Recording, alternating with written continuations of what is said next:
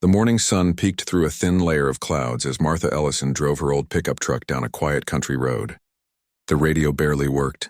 The map on her phone kept losing signal and she hadn't seen another car for miles.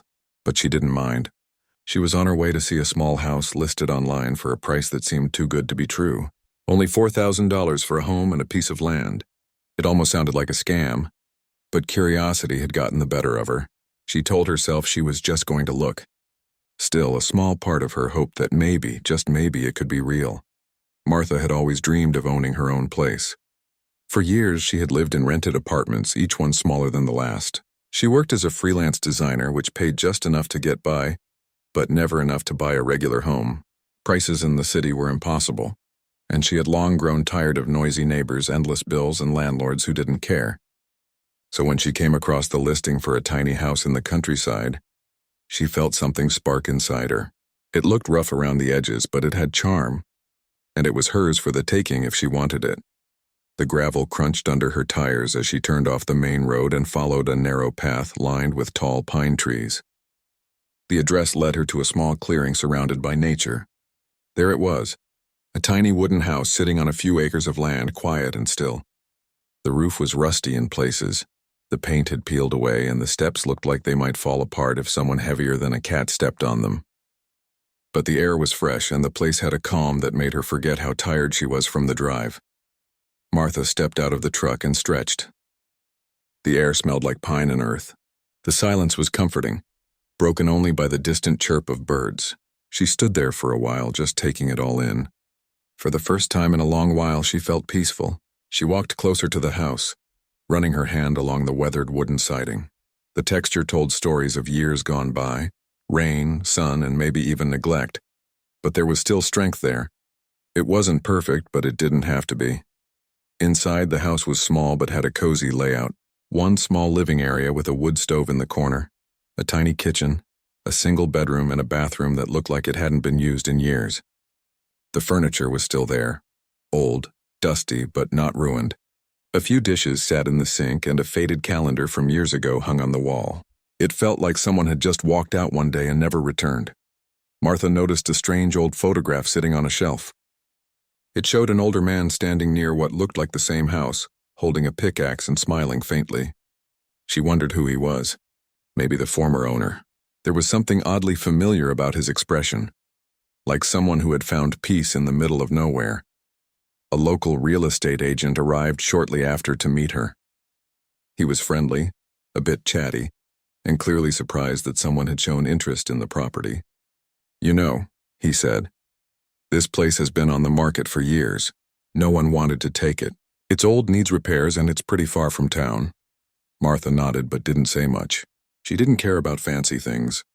She just wanted space, a place that was hers, where she could wake up without hearing traffic or city noise. Somewhere she could build something small but meaningful. "Is there anything I should know?" she asked. The agent shrugged. "Well, it used to belong to an old man named Frank Dillard. He lived here for decades, kind of a quiet guy, kept to himself. Passed away about 5 years ago. Folks say he liked to dig around his land. Probably an old miner's habit. Never caused any trouble, though." "Dig around?" she repeated with a slight smile. "Like looking for gold or something?" He laughed. "Something like that. Who knows? These hills used to be full of miners back in the day, but those days are long gone." She looked around again, her gaze lingering on the patch of land behind the house. It was uneven, with patches of overgrown grass and old tools scattered here and there. Something about it intrigued her. It wasn't just an empty lot, it felt like it had a story. The paperwork was simple. The price was so low that she barely needed to think twice. Martha signed the documents that same afternoon. As she drove back home with the keys in her pocket, she couldn't stop smiling. For the first time she owned something. It wasn't big or fancy, but it was hers. And that feeling was worth more than anything. Over the next few weeks, she prepared to move. She sold most of her furniture, packed up her essentials, and told her friends she was leaving the city for good. Some of them laughed, calling her crazy for buying an old shack in the middle of nowhere. Others admired her bravery. But Martha didn't mind what anyone thought. She was chasing peace, not approval.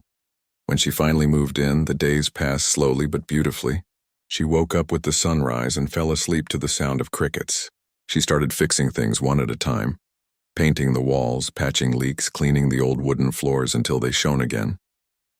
It was hard work, but it made her feel alive.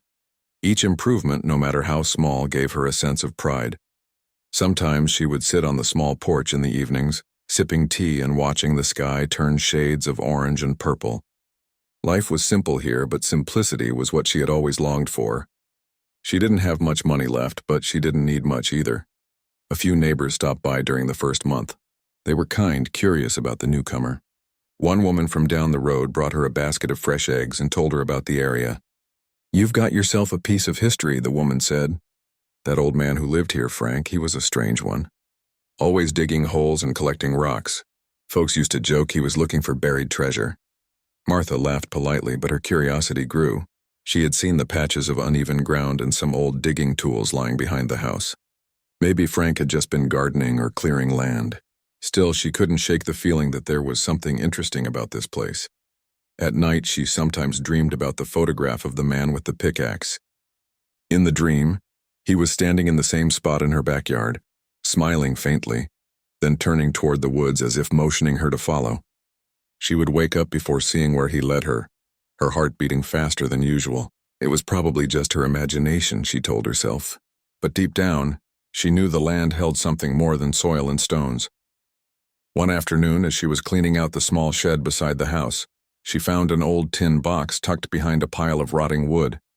Inside were a few papers, receipts, handwritten notes, and a simple sketch that looked like a rough map of the property.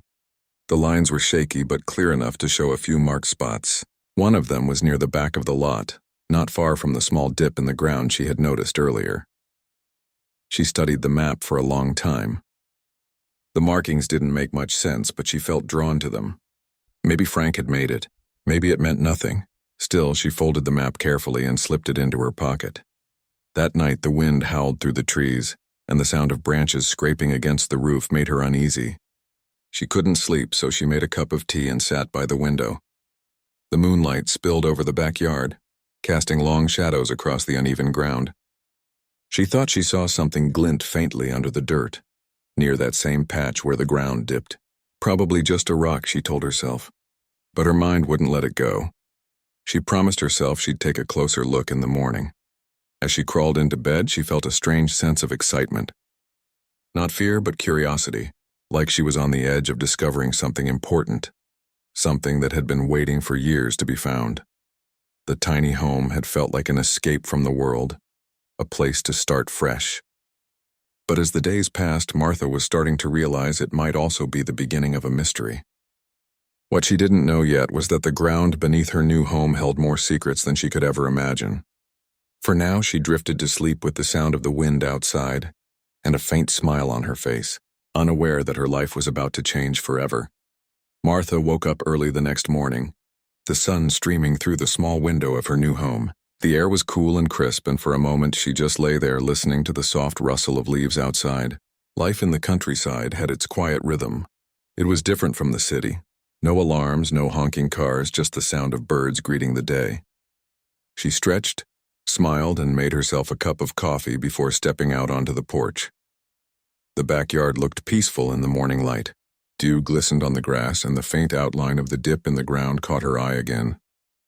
It was the same spot she had noticed before, the uneven patch near the back fence. She thought about the old sketch she had found in the shed and decided today was the day to check it out. After finishing her coffee, she put on a pair of work gloves and grabbed a shovel from the shed. The soil was damp from last night's rain, which made digging easier but also messy. She didn't expect to find much. Maybe an old pipe or the remains of a tree root. Still, she wanted to see what had made the ground sink like that. As she worked, she thought about the man who had lived here before her, Frank Dillard. She wondered what kind of life he had led, alone in this quiet place. The locals said he was friendly but kept to himself, that he liked to dig around the land. Maybe he had been searching for something, or maybe it was just a hobby that kept him busy. Either way, she felt a strange connection to him, like their paths were somehow meant to cross even though they never met. Her shovel hit something hard after about half an hour. The sound was sharp and hollow. Martha knelt down and brushed the dirt away with her hands. At first it looked like a flat piece of wood, but as more of it was revealed, she realized it was metal.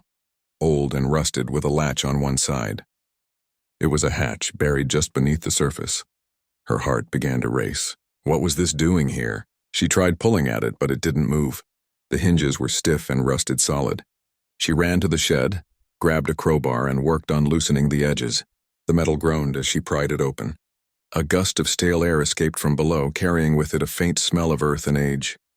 Beneath the hatch was a dark hole, just wide enough for a person to fit through. A narrow ladder led downward into the shadows. Martha hesitated, her heart pounding. Curiosity and fear battled inside her. She thought about calling someone, but who would she call? The nearest neighbor lived half a mile away, and she didn't want to seem foolish. She told herself she'd just take a quick look, just enough to see what was down there. She grabbed her flashlight and aimed it into the opening. The beam of light revealed a small underground space lined with wooden beams. The walls looked surprisingly solid. She took a deep breath and began climbing down, one careful step at a time. At the bottom, her boots touched a dirt floor. The air was cool and still. Dust floated in the light as she moved the flashlight around. What she saw made her jaw drop. Along the walls were shelves filled with old wooden boxes, jars, and tools. It looked like some kind of workshop or storage area. There was a small table covered in papers, and in the corner, an old lantern that had long since gone dark. Martha's hands trembled slightly as she opened one of the boxes. Inside were small rocks, some dull, others shimmering faintly. She held one up to the light. It looked like gold, or at least something close to it. Her mind raced. Could this really be what it looked like? She had read about people hiding things underground, but this seemed unreal. She explored further, careful not to disturb too much. The papers on the table were brittle but legible. Most of them were notes, lists of dates, numbers, and locations. One of the pages had a rough drawing of the same map she had found in the tin box upstairs. It had the same markings, and beside one of them she saw a faded word written in pencil. Find. Her flashlight flickered and she froze. The air suddenly felt heavier. She took a deep breath, telling herself not to panic. It was just an old cellar, nothing more. She climbed back up the ladder, pushing the hatch closed behind her. Once she was outside again, she sat on the grass, trying to make sense of what she had found. The next day, she decided to tell her neighbor, the same woman who had brought her eggs before. The woman listened with wide eyes. Frank always said he had secrets buried here, she said slowly. People thought he was just being strange. He worked in the mines for years before he moved here. Maybe he brought something back with him. The thought sent chills down Martha's spine. Could Frank have hidden something valuable down there? Maybe gold from his mining days? Or was it something else entirely? She couldn't stop thinking about it. The discovery consumed her thoughts. She went back down to the cellar several times over the following days, each time uncovering a little more. She cleaned the shelves, organized the boxes, and found tools that looked like they hadn't been touched in decades. There were old pickaxes, shovels, and small sacks of dust that glittered faintly when the light hit them just right. She found a tin jar tucked into a corner, sealed tightly. When she opened it, she found old coins inside, worn but clearly made of gold. Her breath caught. They were real. Frank had really been mining, and he had found something. Martha sat on the ground, staring at the coins spread out before her. They looked ancient, possibly from the 1800s. She didn't know much about history, but she knew these were worth more than a few dollars. Still, she felt uneasy. What if she wasn't supposed to find them? What if Frank had hidden them for a reason? That night, she could hardly sleep. Every creak in the house made her heart jump. She thought about the hatch and the darkness below. She thought about Frank, about his quiet life and strange digging habits. Maybe he had been protecting something, or maybe he had been trying to leave behind a message. The following morning, she decided to take one of the coins into town. She stopped by a small antique shop and showed it to the owner, a man who had lived in the area his whole life. He examined it carefully under a magnifying glass and raised his eyebrows. "This is old," he said. "Gold Rush era, I'd say. Late 1800s, you don't find these around here anymore." Martha's hands shook slightly as she took the coin back. "Is it worth anything?" she asked. He smiled softly. "Quite a bit if you have more like it. People collect these. They tell stories of a time when folks risked everything for a little bit of gold." She thanked him and drove home, her mind spinning. The coins, the notes, the underground room, it all started to make sense. Frank hadn't been digging for nothing. He had been finding pieces of history one by one and keeping them safe. Maybe he had planned to reveal it someday, but time had run out. Martha sat on the porch that evening, the sun dipping behind the trees. She held one of the coins in her palm, feeling its weight. She thought about what to do next. She could call someone, maybe the local museum or a historian, but part of her wanted to keep exploring on her own, to uncover the story piece by piece. She felt like Frank had left this for her to find. Days turned into weeks, and the tiny home no longer felt lonely. It felt alive with mystery. Every time she went down into the hidden room, she felt closer to the man who had once lived there. She read through his notes, learning about his discoveries, his thoughts, and his careful records of what he found. There were no signs of greed, only curiosity and passion. One day she found something new, an old wooden crate nailed shut. It took effort, but she pried it open. Inside were bundles of papers wrapped in cloth. She carefully unwrapped them and found old photographs, newspaper clippings, and letters. One of the letters was addressed to someone named L. Dillard. It was written in neat handwriting and spoke about a hidden fortune beneath the old land. Martha realized this was bigger than just a few coins. There was a story buried here, one that had started long before she arrived. She didn't know how deep it went or what else she might find, but she knew one thing for sure: her life would never be the same again. As she locked up for the night, she took one last look at the hatch in the backyard. The air was still and the stars glimmered above. She whispered quietly, as if speaking to Frank himself, "Don't worry, I'll take care of it." And as she turned to go inside, she couldn't help but feel that somewhere, somehow, he had heard her. The weeks that followed were filled with both excitement and uncertainty for Martha. Each time she ventured into the hidden cellar beneath her tiny home, she uncovered more pieces of history. Old photographs, weathered letters, and strange maps scribbled with cryptic notes. The more she found, the more she felt connected to Frank Dillard, the former owner of the land. He had been so secretive, yet so meticulous about his discoveries. Martha couldn't shake the feeling that there was something much bigger buried beneath the surface, something Frank had left behind on purpose. One quiet afternoon, as she sat at the old wooden table in the cellar, Martha studied a letter she had found. It was from Frank to a man named L. Dillard. The letter mentioned a hidden fortune beneath the land, as well as a warning to keep things secret. It wasn't just about gold or treasure. It seemed like Frank had been working on something larger, something he thought was dangerous. Martha read the letter over and over again, trying to decipher its meaning. The words hidden fortune stood out to her, but they didn't feel like they referred to a pile of gold coins. No, there was something more to this, something Frank had been protecting for years. But what could it be? The letter didn't say much, except that Frank had been worried about someone finding it first. As the days passed, Martha's obsession with the cellar deepened. She had always been curious by nature, but now she was driven by something more, a sense of responsibility. She had found Frank's secrets, and now she felt it was up to her to uncover the full story. What if there was something important hidden here, something that had been buried for generations? She decided to focus on the maps she had found. The markings on them seemed to match up with the terrain around the house. There were several locations marked with red X's, some near the house, others deeper in the forest that surrounded the property. One of the maps was particularly detailed, showing the exact location of the cellar beneath the house.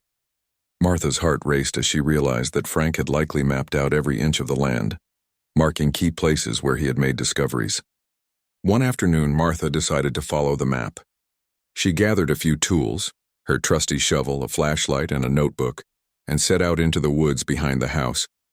The air was thick with the scent of pine and earth, and the quiet hum of insects filled the air. She felt an odd sense of anticipation as she walked, as if she were on the edge of discovering something life-changing. The map led her through the dense woods, past overgrown brush and tall trees. The ground was uneven, and she had to carefully navigate around rocks and fallen branches. The farther she walked, the more isolated she felt. It was strange to be so deep in the forest, away from the safety of the tiny home. But there was something about this search that made her feel alive, as though she were chasing a piece of history. After what felt like hours, Martha arrived at a small clearing. The map indicated that this was the spot. She stopped and surveyed the area, scanning the ground for any signs of disturbance.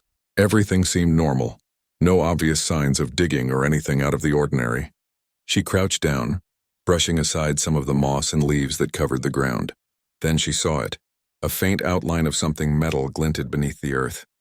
It was old and rusted, partially buried by the passage of time. Martha's heart skipped a beat. This was it. She dug around the object carefully, pulling away layers of dirt until she could fully expose it. It was a box, a large metal box covered in layers of grime and dirt. With trembling hands, she pried open the box. Inside, she found a collection of old documents and maps wrapped in cloth. Martha carefully unwrapped them, her eyes widening as she saw what was inside. These weren't just any maps, these were more detailed than the ones she had found in the cellar. They showed paths through the forest, hidden caves, and marked locations, some of which were even farther into the wilderness. There were also notes scribbled in the margins, but they were difficult to read. It was clear that Frank had been looking for something much deeper than just gold. As she examined the papers more closely, Martha found a small journal hidden at the bottom of the box. The cover was worn, and the pages inside were yellowed with age. She opened it to the first entry, which was dated several years before Frank had moved into the tiny home. The journal described Frank's early days working in the mines, and how he had stumbled upon something strange during one of his excavations. At first he thought it was just a fluke, but as he continued to dig, he realized that he had found something much bigger than he had imagined. The journal detailed Frank's search for a hidden underground system, tunnels that stretched deep beneath the ground. According to Frank, these tunnels were the remnants of a much older civilization, one that had existed long before the gold rush. They were filled with artifacts, precious metals, and ancient relics that had been hidden away for centuries. Frank had been determined to uncover the truth about this lost civilization, but he had kept it a secret even from the locals. Martha read on, her mind racing. Frank had clearly been obsessed with finding these tunnels, but something had kept him from fully exploring them. Was he afraid? Or was there something more to it? She couldn't help but feel like she was only scratching the surface of a much larger mystery. After reading through the journal, Martha sat in silence for a long time, her mind spinning. The weight of Frank's discovery, and the danger he seemed to have felt, hung heavy in the air. She had come to the forest to uncover a hidden fortune, but what she had found was much more than gold or silver. There were secrets buried here, secrets that had been waiting for someone like her to uncover. That night she lay in bed, her thoughts swirling. What should she do with all of this information? Should she tell someone? Would they believe her? Would they even care? The more she thought about it, the more uncertain she became. The last thing she wanted was to be branded as crazy or obsessed. But the evidence was undeniable. Frank had been on the brink of something monumental, and now it was up to her to decide whether to continue his work. The next morning, Martha decided to take a step back. She needed time to think, to process everything she had uncovered. She went into town and spent the day walking around, trying to clear her mind. But everywhere she went, she couldn't shake the feeling that she was being watched. It was a strange, unsettling sensation, like someone was aware of what she had found. As she walked through the market, she bumped into the same antique shop owner she had spoken to weeks earlier. He greeted her with a smile, but there was something different about him this time. His eyes lingered on her for just a moment too long, and his voice dropped lower when he spoke. "I've heard some rumors, you know," he said casually. "People talk about the old miner who lived here, and the things he found." Martha's heart skipped a beat. What kind of rumors? He smiled again, but this time it was more of a knowing grin. "You're not the only one looking for answers, miss. And not everyone is as friendly as they seem." Martha felt a chill run down her spine. "What do you mean?" she asked. But he only chuckled softly and walked away, leaving her with more questions than ever. Martha felt a sense of unease settle over her. Was someone else looking for the same thing? Was she being watched? She didn't know who to trust anymore, but she knew one thing for certain. Whatever Frank had uncovered, it was far more important than she had ever imagined. That night, as she returned to her tiny home, she felt an overwhelming sense of urgency. There was more to discover, more to understand. And whatever Frank had found, it was a piece of history that couldn't be left hidden for long. Secrets of the land were just beginning to reveal themselves, and Martha wasn't going to stop until she had uncovered every last one. Martha spent the next few days torn between what she had uncovered and what she still didn't understand. The journal, the maps, the letter, it all pointed toward something deep beneath the earth, a secret that had been buried for decades, perhaps even centuries. The more she thought about it, the more she realized that Frank's work wasn't just a random search for treasure. He had stumbled upon something far older, something far more valuable and dangerous than she could have ever imagined. She couldn't ignore the feeling that she was being watched. She had felt it when she had walked through town, and she felt it even more when she was on her property. The woods surrounding her tiny home, once peaceful and comforting, now seemed to hide a million secrets. It was as if the trees themselves were watching, waiting. Martha knew she needed answers, and the only way she could get them was to go back into the forest, back to where Frank had been, and continue his search. But she wasn't sure she could trust herself. She didn't know if she was ready for what she might find.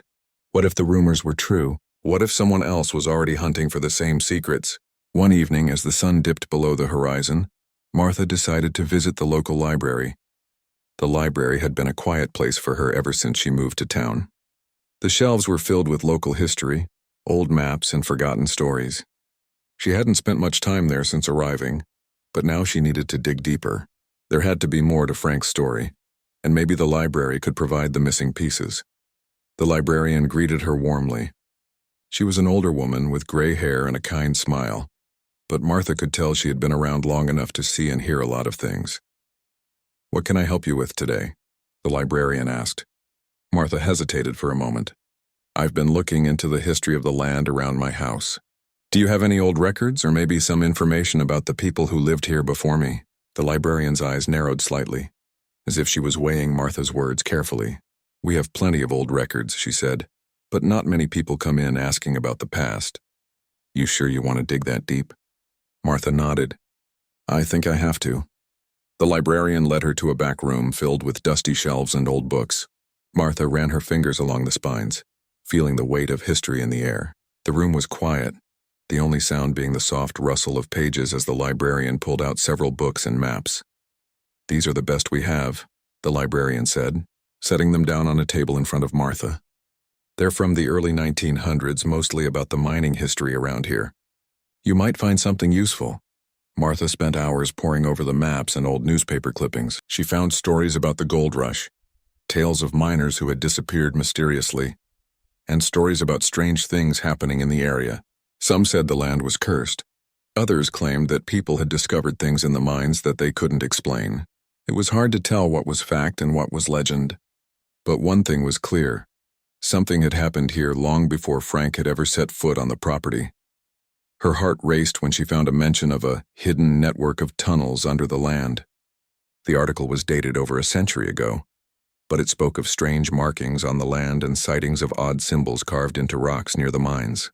The article hinted that the tunnels weren't just for mining. They had been built for a different purpose. But the details were vague, and the rest of the article was too damaged to read fully. Martha knew she had to find out more. The journal and maps Frank had left behind, combined with these old stories, were starting to paint a clearer picture. Frank had been right to hide what he had found. Whatever lay beneath the earth, it was dangerous. She spent the next few days preparing. The box she had unearthed held far more than she had expected. The journals, maps, and old notes were filled with clues, each one a piece of the puzzle.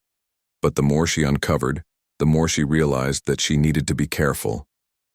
Someone or something was waiting for her to finish what Frank had started. On her final trip to the librarian had a quiet warning for her. "Not everything from the past should be dug up, my dear," she said softly. "Some things are meant to stay buried." Martha felt the weight of the librarian's words. But she couldn't stop now. The mystery was too big, and she couldn't turn back.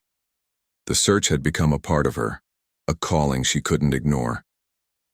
The next morning, with a sense of determination, Martha ventured back into the forest. She followed the maps Frank had left behind, crossing streams and climbing over rocks until she found the area marked with an X. It was an overgrown patch of land near a large cliff, hidden from view. Martha had never noticed it before, but Now she knew this was the place where Frank had been working. She began to dig. Hours passed, and the deeper she went, the more she started to question whether she was doing the right thing. The earth was thick with roots and stones, and it was hard work to push through the layers of dirt. But she couldn't stop. The urge to find what was hidden beneath drove her forward. Finally, her shovel struck something solid. She stopped and cleared away the dirt carefully. There, buried deep beneath the earth, was a large stone slab. It was smooth and flat, as if it had been placed there intentionally. Martha's heart pounded in her chest as she examined it. This wasn't just any stone. This was a door, a secret door. With great care, Martha worked to loosen the slab. The sound of stone scraping against stone echoed through the forest, making her pulse race. It took time, but finally the door was free. She pulled it open, revealing a narrow passageway leading down into the earth. A chill ran through her body as she stared into the darkness below. This was it. This was what Frank had been searching for all along. Martha stood at the entrance for a moment, her mind racing. She had come so far, and now the truth was within reach. But what would she find down there? What had Frank uncovered that had been kept hidden for so long? With one last deep breath, she stepped into the passageway. The air was thick with dust and age, but the path ahead was clear. The further she walked, the more the temperature seemed to drop. And the deeper she ventured, the more she felt a presence around her. She wasn't alone down here. The passage led her to a large cavern, its walls lined with strange symbols. Some looked like ancient runes, others like nothing Martha had ever seen before. In the center of the cavern there was a stone pedestal, and on top of it, an object covered by a tattered cloth. Martha approached the pedestal slowly, her heart pounding. As she reached for the cloth, she hesitated. This was the moment that would change everything. With trembling hands, she pulled the cloth away. What she found left her speechless. It wasn't gold or jewels, but something far more mysterious. A collection of strange artifacts, a map that seemed to lead to even more hidden places, and a journal much like the one Frank had kept. But this journal was different. It was filled with warnings, scribbled in frantic handwriting, almost as if the person who wrote it knew something terrible was coming. Martha couldn't understand all the details, but one thing was clear. Whatever Frank had found down here had scared him, and now it was up to her to finish what he had started. Martha stood still, her eyes locked on the journal that lay before her.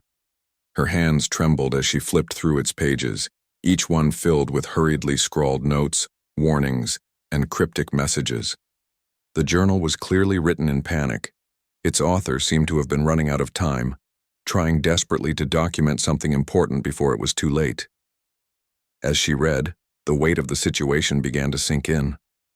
Frank's discoveries weren't just random findings. They were part of something much larger, much older. And the fear in the handwriting was real. The journal spoke of a long-forgotten society that had once lived in the area.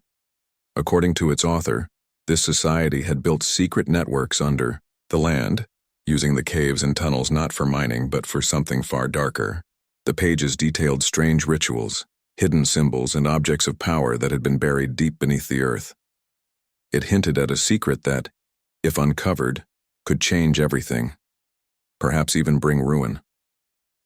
Martha shivered as she turned another page, her breath catching in her throat. The last entry, written just days before the author's apparent disappearance, was a frantic warning. Do not go into the depths. It's not just the past you will awaken. The land has been waiting. She closed the journal and sat there, her mind racing. She wasn't sure what to believe. Could it all be true? Was there really something hidden down here? Something powerful enough to cause harm? Frank had obviously been obsessed with the idea, enough to risk everything to uncover it. But what had happened to him? Was he the one who had vanished, or had someone else found him before he could finish what he had started? Martha stood up, the journal clutched tightly in her hands. She glanced around the cavern, now feeling more unsettled than ever. The air was thick with history, with secrets that had been buried for centuries. The strange symbols on the walls seemed to pulse in the dim light of her flashlight, as though they were watching her. Her heartbeat quickened, and for a moment she thought she heard something, a soft sound in the distance like footsteps. She spun around, her flashlight beam cutting through the darkness, but the cavern was empty. Still, the feeling lingered. She wasn't alone. Martha decided it was time to leave. She couldn't stay down here any longer, not without answers. Whatever this place was, whatever it held, she wasn't ready to face it alone. As she made her way back to the narrow passage that led up to the surface, she couldn't shake the feeling that the land itself was calling to her, pulling her back. She tried to ignore it, but the urge to go deeper, to uncover more, was overwhelming. When she finally emerged into the light, she took a deep breath, grateful for the fresh air. The sun was beginning to set, casting long shadows over the forest. Martha stood there for a moment, trying to clear her mind. She needed to figure out her next steps, but she also knew she couldn't do this alone. There were too many questions, too many risks. Her first thought was to return to town and ask for help, but then she remembered something. The letter she had found in Frank's box. The letter that had mentioned a group, a secret society that might be connected to the tunnels. She had only glanced at it quickly, but now the words seemed to echo in her mind. If you find this, you are not alone. There are others who know. They will come for you. Martha wasn't sure what to make of it, but she knew she had to find out more. She had to find the others, whoever they were. But how? Where would she begin? Her thoughts were interrupted by a rustling noise in the woods. She froze, straining to hear. The sound was coming closer, and her pulse quickened. Was it someone from the town? Had they followed her? Or was it something else? She grabbed the flashlight and started walking in the direction of the sound, her heart racing with every step. The rustling grew louder, until she could hear the distinct crunch of footsteps on dry leaves.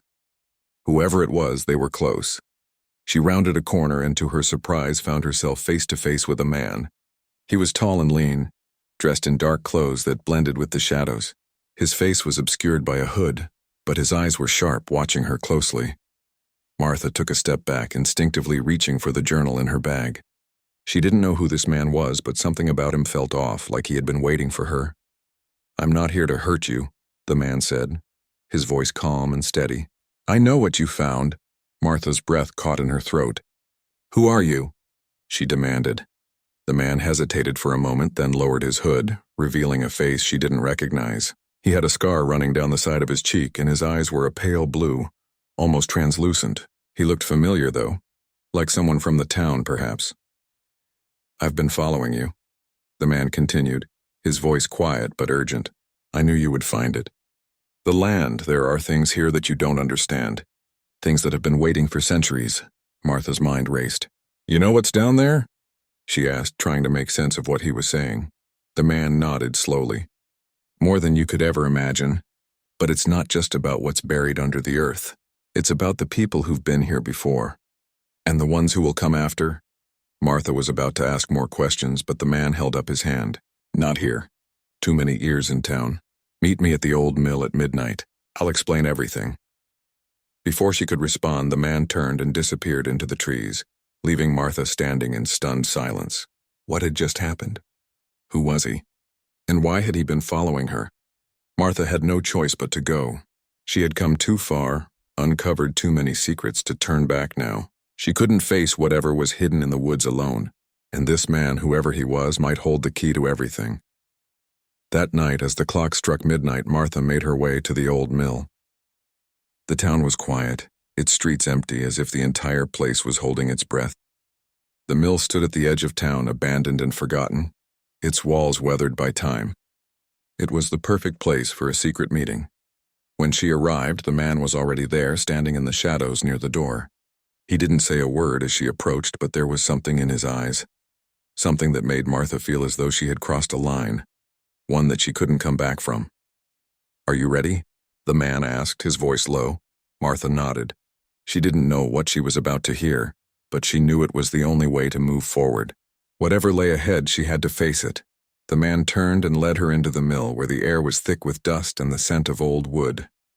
As they walked deeper inside, Martha felt the weight of the past pressing in on her. This was it, the point of no return. The man stopped in front of a hidden door, partially obscured by old crates. With a quiet motion, he pushed the crates aside and revealed a staircase that led down into the darkness. Martha took a deep breath. There was no turning back now. She followed the man down the stairs, her heart pounding in her chest.